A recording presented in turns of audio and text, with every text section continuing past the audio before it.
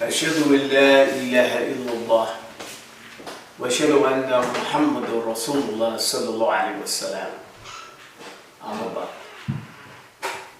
I want to begin this discussion or this lecture, whatever it is you want to call it, by first making some clarifications in terms of the misconceptions that people might have about me and El Ummah.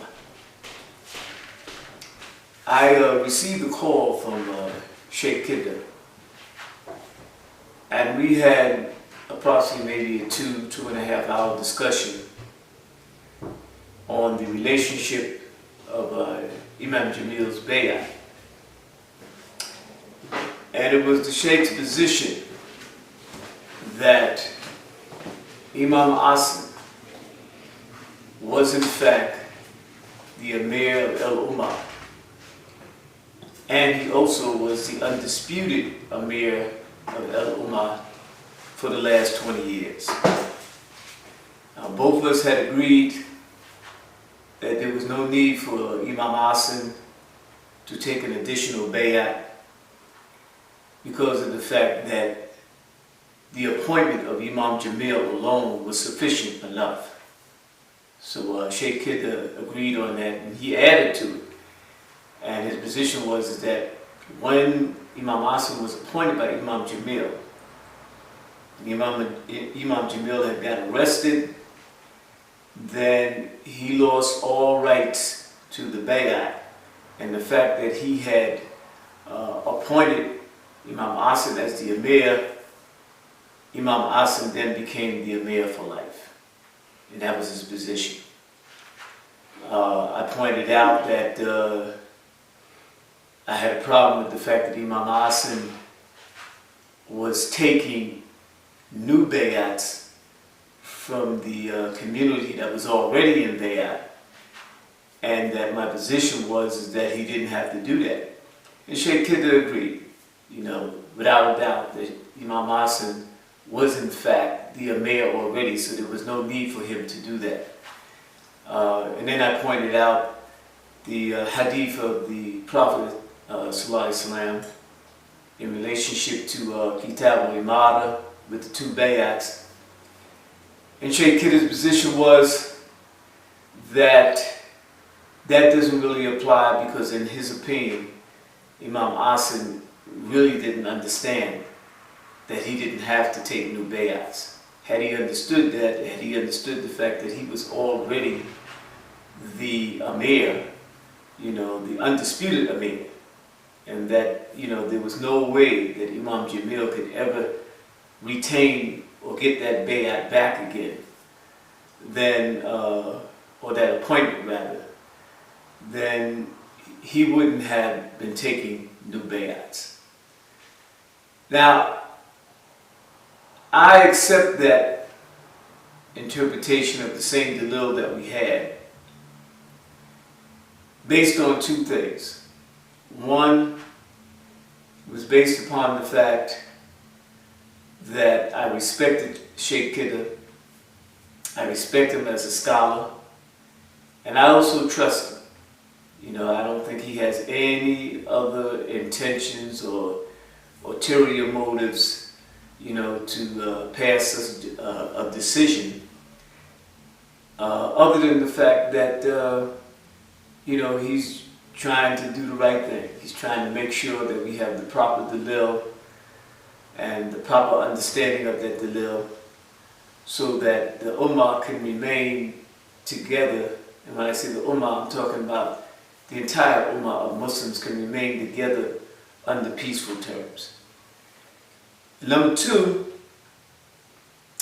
before the Sheikh called, I had already, from listening to a previous tape of what took place at a call meeting that Sunday, under which Sheikh Kidda and both myself agreed that I should have been part of that call, that they should not have been discussing anything that they thought I said or any kind of thoughts that they thought I had without inviting me to that call meeting and allowing me to be able to answer those questions specifically in person without anybody interpreting what I said. Again, he pointed out that communication or lack of communication can cause things to spiral out of control. But I told him I had gotten a hold of the tape of the session. He also got a hold of the tape. And my position was already the same as his before he called. And that was that I needed to get as far away from El Ummah as possible. Okay? And also, I felt that Imam Jamil needed to disassociate himself from El Ummah as possible. And that is because I believe that if and when Imam Jamil comes home, that the whole aspect of Bayat will not be a problem, because with his charisma, I firmly believe that people will come and get new Bayats in him right away. I mean, he's got that kind of charisma. And also, I believe that, in terms of that building down there, that people will build him a masjid from the ground up. I mean, he's always had that kind of charisma, so there's no doubt in my mind that if we can get him to come home, then all that will come back to him. So I don't consider it to be as important as it may appear. So my position, again, as I said, was in fact to get away from that situation as soon as possible. So when Sheikh Kidder called me up, I was basically already in agreement with that. Yes, Imam Hassan, he is the undisputed Amir of El Ummah. I don't want to have anything to do with that situation down there in Atlanta, in relationship to the masjid. I have no intentions of going into the masjid with some group of brothers from that's holding Jummah on the corner, to overthrow Imam Nadine and remove him physically from the mosque, and all that as Sheikh Kidder needed to be cleared up. That is why this session is being held today, to clear that up. It probably would have been easier, the Sheikh said that it would have been easier if I had been on a call with the actual brothers that wanted to ask that question. But after that call, some of the things that I saw, I had to clarify with the Sheikh that I had some serious problems in reference to trust. And that leads me to the position of Imam al-Ta'if. Let me just say this before I go on, that when you want to tell a lie on a person, I would suggest that if you're talking about some kind of threat, that you should learn how or teach your security to be able to do what is called a threat assessment. Because when you do a threat assessment, what it does is it gives you a profile of the potential attacker. And with that profile, you find that every attacker has a signature. And the signature exists within the profile. And that deals with the whole aspect of what they refer to as the propensity for violence, or propensity for violence rather. And also it deals with the skill set. When the police do an investigation, they're able to come in and look at shots fired at a person, and they can look at the shots on the body, and they can tell by the amount of shots and where those shots have been placed, just exactly what the amount of skill that that particular person who fired the shot has. So all that comes into what we refer to as a profile.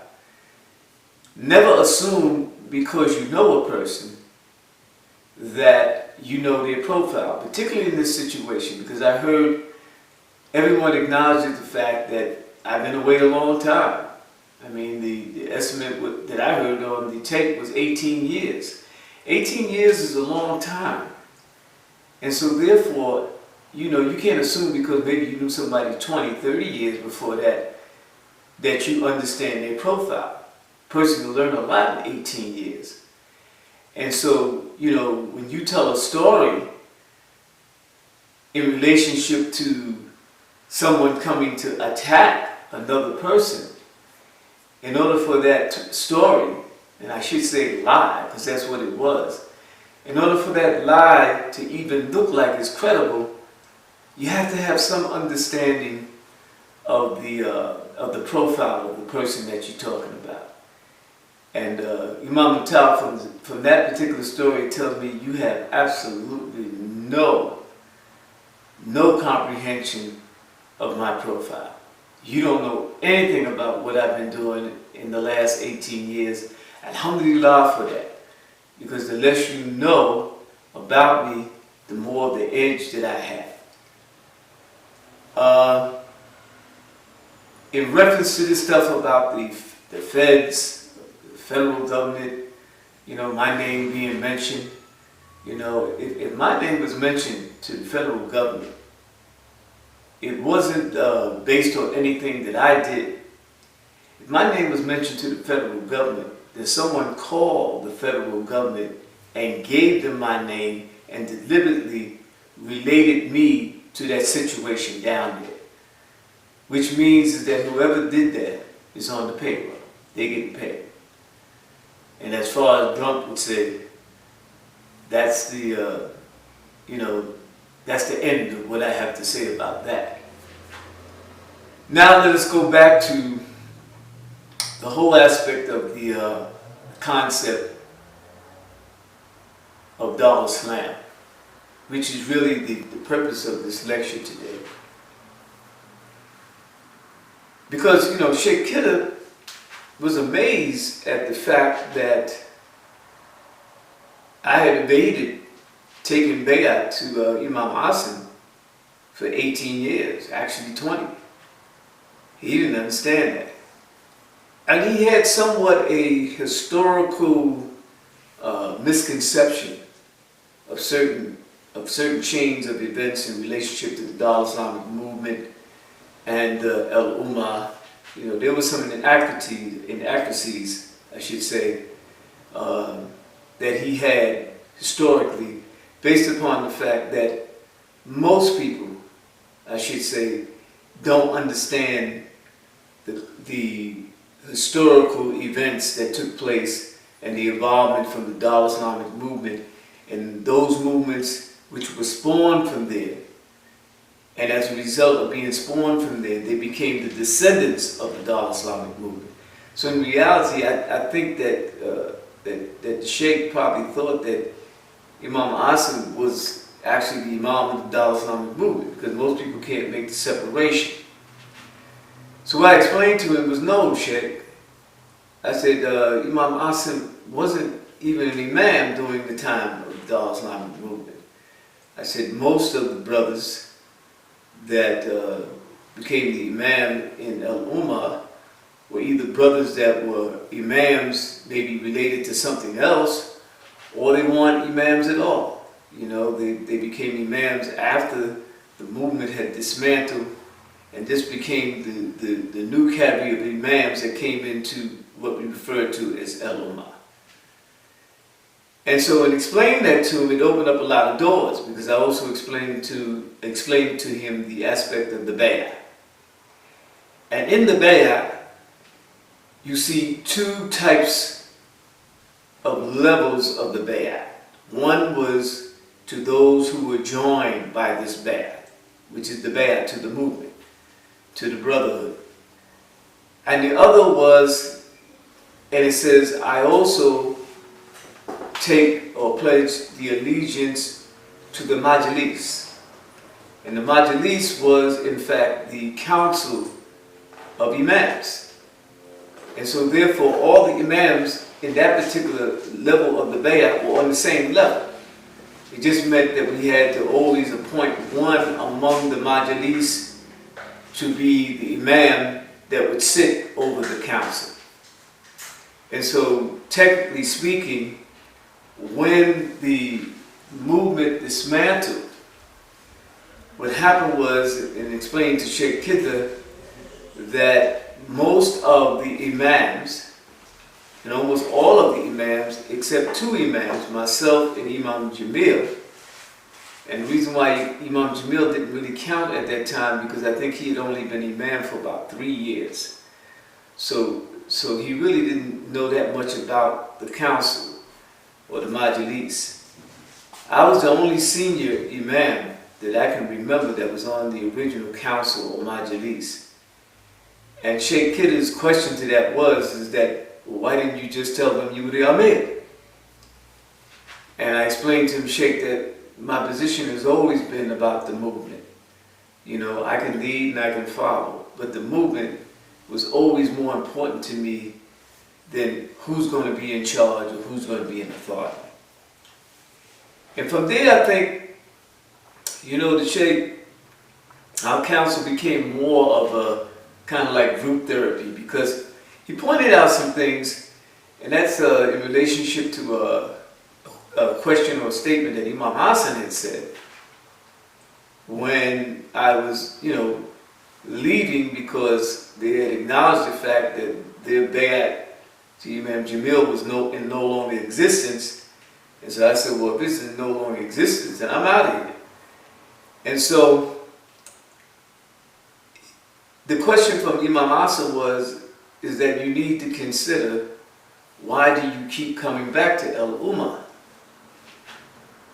But the Sheikh, he kind of gave it in a reverse process. The question was, why do I keep leaving El Ummah? And that was more appropriate.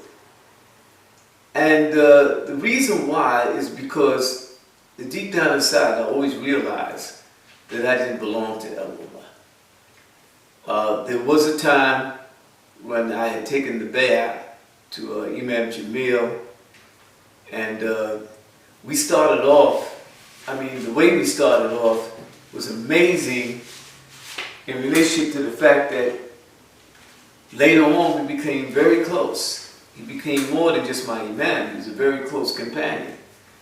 And then when we went overseas and we sat with a sheikh, we came back and we actually found out that we were sharing the same ideology. And I never thought we were going to get to that level. So it was more easier for me to remain with El Ummah now that myself and Imam Jamil had gotten to that level, both in friendship and in ideology. Again, it made it very easy for me to stay with El Ummah. And I guess that explained why immediately after that, immediately after he got arrested, I didn't even stay in the meeting in Philly past lunchtime. When I realized and understood I don't belong here, so I left. Now the question is, why don't I belong here? So I want to turn here, and I want to flip this thing a little bit. And it says here, Islamic community grows on Long Island. Okay? And I don't have my glasses with me, but it says September 2nd, 1979. Now we were actually here longer than 1979. But this article was an acknowledgement of the presence of Taha Masjid on Long Island. And basically also it was an acknowledgement of what was known to be the first Sunni community on Long Island, going all the way back to 1973. And the reason why this picture in the newspaper and the article is so needed in terms of me expressing to you about the Dar Islamic movement is because they say that one picture is worth 1,000 words. And so in this picture, you will see the first masjid where we were at in Freeport. And you see brothers, they're making salat, but I'm not in the picture. And I'm not in the picture for a reason. Actually, the only imam that was there was an imam from Alcatraz Mosque in Queens, who we used to call Unsamaji. And he was there leading the salat on my behalf. And also, he was connected with my Naibu, my second or assistant Imam, as they said. And his name was Dawud Suleiman. And basically, Dawud Suleiman was doing everything on my behalf. Because Dawud Suleiman, like the Naibu before him, Brother Sadiq, were all sent out by the Dar Islamic Movement to assist me. So, again, the picture that you see, I'm not in the picture. The article begins to go and it talks about the relationship of Hajj Muhammad, who was at that time in Nassau County Prison, meeting with the Sheriff Department, completing the agreement so that we could establish the Jummah prayer in Nassau County. And that was the first time Nassau County ever had Jummah prayer. Prior to that, they were dealing with some things with the Nation of Islam. They had some Sunday sessions, but it wasn't Jummah. And Hajj Muhammad was the one who made that happen. Now, if you look at that, Hajj Muhammad's in the prison. Samaji is leading the Salat. You know, Dawud Suleiman is taking care of the business. I'm not doing no interviews. I'm not leading the Salat. I'm not in the prison. I'm not doing anything. Why? Well, that was basically the relationship that I have with the Dar Islamic Movement. And that is that the movement, the inception, I should say, of Taha Masjid came from the movement, not from Imam Isa. The inception of Imam Isa being the Imam came from the movement, not from Imam Isa. This whole thing, you know, the mission of Taha Masjid, you know, the establishment of the prison committee, the madrasa, you know, all these things was the vision of the Dar Islamic Movement under the leadership of the Imam Yahya and the leadership or the mentorship, I should say, of Sheikh Hajj Muhammad, you know, the mentorship of brothers like Ali Abdul Rashid, you know, all these brothers, they were my teachers, they were my mentors. And they were sent out here on regular basis to check on me and to make sure that I was on the path of developing the community in the light and in the way that they wanted it to be developed.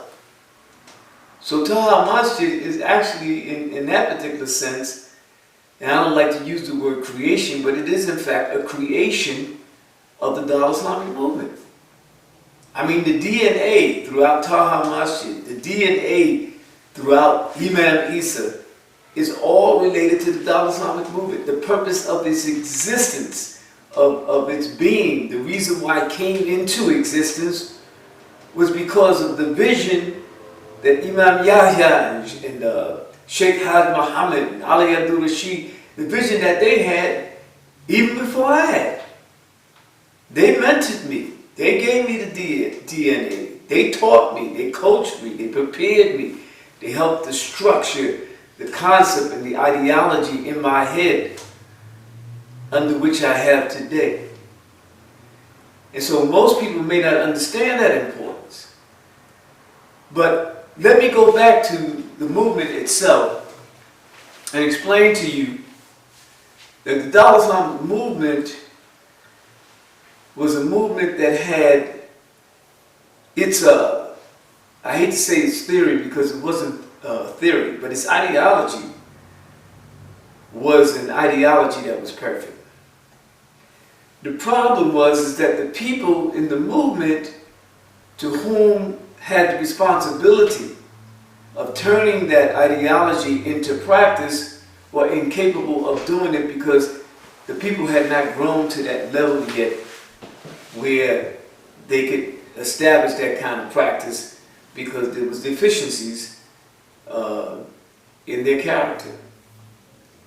I think that what happened was that Imam Yahya began to open up that Sufi program, or Thursday night class, in an attempt to try to raise the level of the brother's spirituality to meet the level of the mission of the Dar Islamic movement. That was a huge mistake. Because the ideology of the movement, of the Dar Islamic movement, and the ideology of Sufism is exactly the opposite. On one hand, you have the ideology of the Dar Islamic movement, which I can give you a clear hadith, in which Rasulullah alayhi salatu salam, he said that hearing and obeying is mandatory in all cases where you don't have to disobey Allah. And when you are commanded to disobey Allah, you shall not hear and obey. I mean, the hadith is clear. But on the other hand, when you're dealing with the Sufism, the concept of the sheikh, or the khatub, or the Gawf, he has the right to command you to do something even beyond the Sharia, even beyond the Quran and the Sunnah, and you must obey him because he is some special creature, according to Sufism, who has qualities and has a relationship with Allah subhanahu wa ta'ala that puts him beyond the concept of the Sharia. That's directly a contradiction to the concept of the Dar Islamic movement. And so therefore, by bringing those two things together, Imam Yahya made a huge mistake. And eventually, that mistake was going to manifest each other because there was going to have to be a split. And so when it came to the fork in the road, that's what happened, the split. The Dar Islamic movement went that way, and the Sufism went another way. Problem is that because the brothers, most brothers, even the Imams that were in the movement didn't understand the ideology the way I did. And it took me years to try to figure out why they didn't understand it. I mean, we were arguing on the phone, man. I got calls from brothers all over the country, Imams. Because the Imams had acknowledged me as a protector of Imam Yahya. You know, that was the thing, they called me up, they said, Imam, you were one of Imam Yahya's greatest protectors. You always told us, hear and obey, hear and obey, hear and obey. And here the Imam is making a move, and you seem to have a problem with that move. So it looked like I was out of touch with the movement. And that was their position. But the truth is that I guess because most of them didn't come in the way I came in. They didn't have my DNA. They want spawned from the movement concept from the very point of just about the Shahada. The very day, man, that I came into the movement, I was being pruned and spawned and trained and taught to become the Imam of the movement with the ideology that came from the goals and objectives of the movement itself. So it was all in my DNA. And so therefore, as soon as this Sufism thing got out of hand and they went and took another direction, my DNA automatically shut down. I said, no. This goes against everything that I was taught. And so basically I was out there. We tried to put together what is now called El Ummah. We used to refer to it as the national body under the leadership of Imam Jamil. And I tried to stick with that. I actually left at first because I was cautious. Sheikh Kidder pointed that out. That there was always this cautiousness in terms of whether people were, competent or had the ability to lead us in the right direction. I never, it wasn't a thing about the Arabic or, the scholasticism. I was never on that level because I myself had those deficiencies. But it was a question of understanding the goals and the objectives. Did they understand the goals and objectives? Explain that as clear is based on an experience that took place with me when I made my second Hajj. I went overseas with Imam Siraj, Sheikh Ibrahim, and we were at Mina, and myself and another brother from this masjid, we had ran into a sheikh And the brother introduced me to the Sheikh as his Imam. And the Sheikh said something very profound.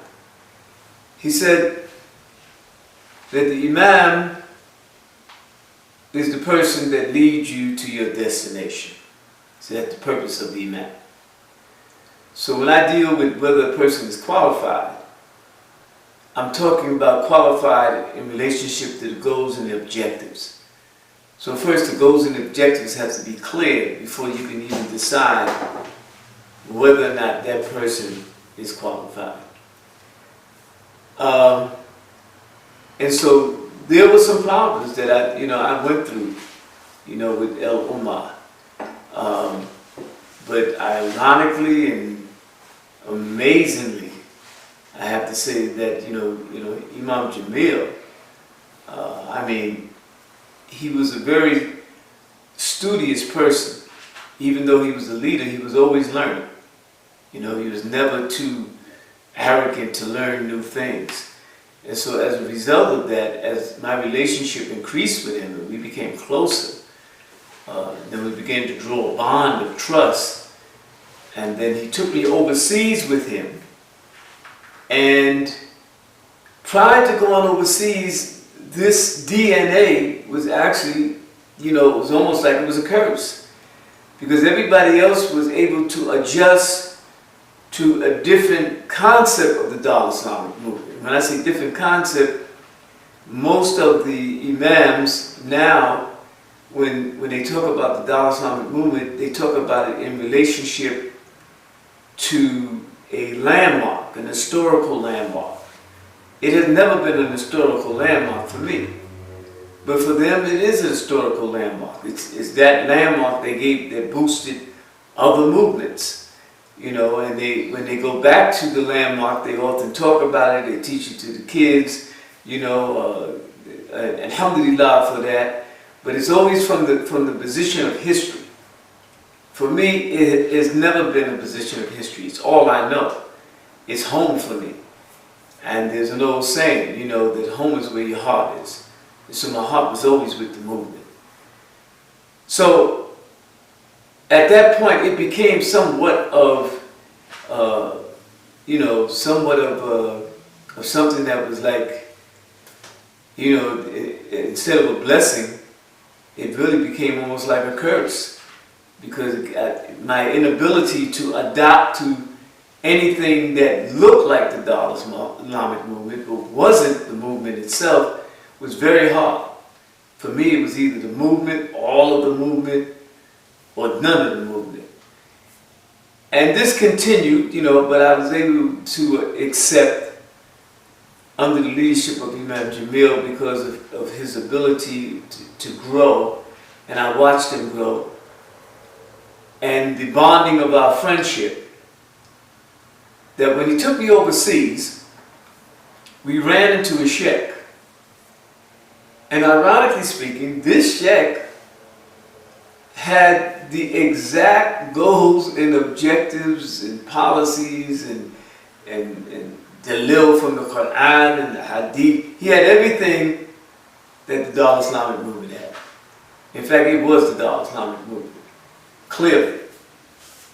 And the sheikh, he wanted us to give a lecture to this crowd of people. I had no idea that it would be as many people as what I saw that evening when we were on the stage. And I'm looking out as far as I can see. And the best of my count, I calculated that it had to be at least 50,000, but it could have been more. It could have been easily 100,000 people. And so I've never spoken to a crowd that large. Imam Jamil spoke, and he's always an eloquent speaker. There's never been a problem with that. But he did seem kind of lost a little bit because of the fact that the Sheikh's ideology was to such a level that he was a little bit unfamiliar with it. Remember that he had came into the movement, and when he came in, he was only there for about 3 years. And so he didn't have the training and the mentorship that I had had. And so what happened is that when I got up and I spoke to 50,000 people, I mean, the crowd roared, everybody went crazy, and sometimes I had to pause, man, so they could calm down. And then, when I sat back down, Imam Jamil said to me, he said, who rattled your cage? And so when we got a chance to talk about it and discuss it coming back, because the Sheikh and I immediately bonded. I mean, after that, I was like his son. He gave me some gift. I think it was a Jannah hat that he personally owned. He gave me that, and he gave me a book that he personally owned, and that was his way of saying that we got a bond for life. But he was very impressed with the speech. He didn't understand how I had so much information on the subject that he was talking about, because later on we got a tape of him explaining that in relationship he had discovered this information on this movement that he had put together based on research, and that he understood that really nobody had this information anymore. And then he went into the whole aspect of the colonial period and what took place, and the fall of the Khilafah, and why this information, although it was in all the universities, it basically became obsolete. It became, and the statement that he made was out of sight, out of mind. And so he was reviving this information. So the Sheikh was a reformer, he was mujaddid. And, up until the time he met me, he felt like I got this information that nobody really, has taken the time to put together. And I'm getting ready to institute this movement that, has never existed. And then all of a sudden I come along, this ignorant African American from overseas, and he was amazed. And I was amazed at him. I thought maybe, he was the Sheikh of my Sheikh, Imam Yahya. I asked him, I said, do you know Imam Yahya? And he said, no. I said, never heard of the Islamic Movement? He said, no. I was amazed. But then I began to realize that knowledge is the inheritance of the believers. It's universal. It doesn't belong to any one particular group. The knowledge that Allah subhanahu wa ta'ala has given us, and the guidance through the Messenger of Allah, alayhi salatu salam, is for everyone. And as Isa alayhi salam was reported as saying, as the Christians say, seeking you shall find. Knock at the door shall be open. So you have to just seek it, you have to look for it. But when I came back, alhamdulillah, Imam Jamil and I discussed the experience that we had, and I explained to him that the Sheikh was coming straight from the goals and objectives and the policy of the Islamic Movement. It was almost identical. And that's why I was able to respond to it so quickly, because I was mentored on that, I was trained on that. I mean, it's all in my DNA, It doesn't take me long to figure out, what to do and what to say and how to respond, because that's me, that's who I am. That's the movement, that was created in me. And so we came back with that bond now, not just as friendship, but now a bond of ideology. And, we were trying to bring that back to what is now referred to as Al-Ummah. But again, I knew it as the community under the leadership of Imam Jamil. So we were trying to bring that back, and we were trying to implement that, that policy and set those goals and objectives for the movement. I was very impressed with Imam Jamil's growth. I felt that he had reached his peak, particularly when he gave that beautiful speech at the SNCC meeting. And, I told myself, that he's definitely now ready to fulfill the mission that I believe that Allah subhanahu wa ta'ala had created him for. And then Allah took him, decreed that, he ended up in the place that he ended up into, or is currently at right now. And that really took me out, took the wind out of me, for several reasons, because of the closeness and the bonding that we had as friends. but also at looking at the fact that, you know, the level, the growth that he had came to, and the experience that we had experienced together overseas. I mean, at that point, man, it just knocked the wind out of me. You know, it was almost like I just, you know, it probably knocked more wind out of me than what happened when the movement split. Because I thought at least we had a second chance of bringing that back to the movement, bringing that back to the movement which is called El Ummah, and begin to structure it and turn it into the direction under which it originally was under the Dawah Islamic Movement. And again, unfortunately, with his arrest, everything went south. And so even though I knew the agreement that existed between him and Imam Hassan, in terms of, you know, he had turned that over to Imam Hassan and appointed him as the Amir, with the understanding that he would eventually come back and take that position. Still, I just couldn't take it, and so the first meeting that we had after his arrest, I just left. I left in the middle of the meeting. As soon as we hit lunchtime, boom, I was gone. And I told myself all kinds of reasons why I did that. I think, you know, about a week ago, I remember telling Imam Tauf a reason why I left. But after my talking to Sheikh Kidder and looking within myself, and I kept looking and looking, it was almost like, you know, I thought about the fact that Sheikh Kidder might have had some counseling skills there. You know, because he was saying the right questions and asking me the right things to make me think and go deeply into myself in terms of what the problem was. The reality was that I left because I didn't feel that I would be able to get Imam Hassan to get to that level, inshallah. So at that point, I just left. And when I left, alhamdulillah, I brought the tape back and I played it for Sheikh Yunus, and then Sheikh Yunus went and he got the elders, man.